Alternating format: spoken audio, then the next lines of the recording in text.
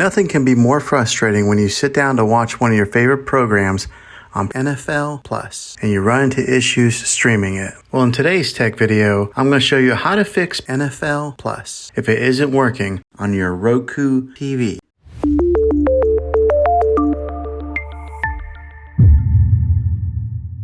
Let's see if we can fix your problems and get your NFL Plus back up and running as quickly as possible. The first one, it's the easiest one to try, and that is to unplug your TV from the wall outlet and wait 60 seconds. Now don't be impatient here, wait the whole 60 seconds, then plug it back in. This is very different from turning your TV on and off with your remote control. This is what we call a hard reset of your TV, so make sure you do this method. If that doesn't work, then find your router that is giving you Wi-Fi and unplug the power to that for 60 seconds. Then plug it back in. If it fixes it, great. If not, let's go ahead and move on to the next method. Try deleting NFL Plus on your TV. Go to wherever the apps are located on your system and remove the app altogether. Then reinstall NFL Plus again. After you reinstall it, you might have to log back in with all of your credentials, but hopefully this will work. And if that doesn't work, then I recommend buying an affordable Roku stick, Fire Stick, or Apple TV 4K and plug that into your TV and use that as your main streaming player. And you'll be able to access NFL Plus that way. I'll put links in the description down below of where you can get one. Well, hopefully this video was helpful for you.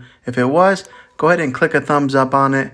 Go ahead and subscribe to my channel. I make tech videos all the time, and I would love to have you back in the next one. Take care.